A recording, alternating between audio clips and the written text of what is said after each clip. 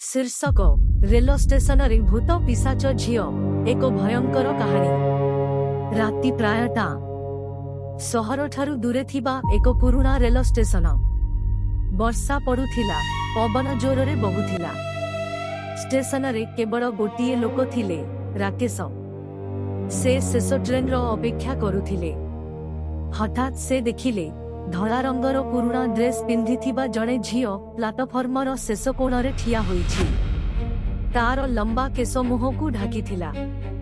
से धीरे धीरे राकेशंको दिगकु आसी कहिला, भाई मोते टिके साहाय्य करिबे?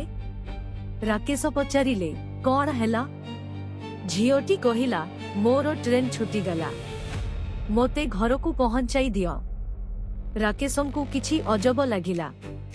से देखिले झियोटीर पाद माटीकु छुई नथिला। तथापि से भय लुचाई तांको सह चलिले। दुहे प्लाटफर्मर शेषकु पहुंचिबा समयरे हठात स्टेशनर सबु लाइट बंद होईगला। चारि पाखे अंधार, केवल झियोटीर आखि लाल आलोकरे जळुथिला। झियोटी धीरे धीरे हसिबाकु लागिला। सेही हस शुणी राकेशंको शरीर थरी उठिला। हठात झियोटीर मुह भयंकर रूप नेला।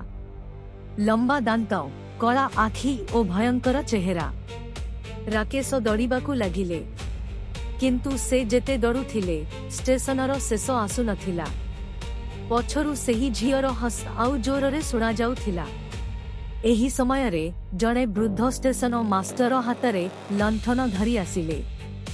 से राकेशंकु धरी स्टेशन ऑफिसकु नहीं गले। वृद्ध कहिले, तुमे बंचीगला। आजी ठारू वर्ष पूर्वे एही स्टेशन रे जणे झियो ट्रेन धक्कारे मरी जाइथिला।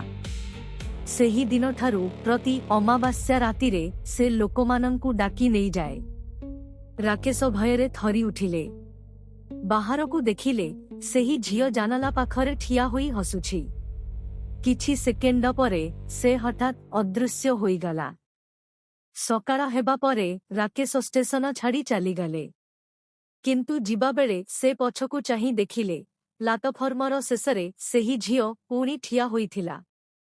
सेही दिन ठारू राकेश केबे भी रातिरे सेही रेल स्टेशनकु जाई नथिले। शेष। किंतु कहानी एठिरे सरिनी।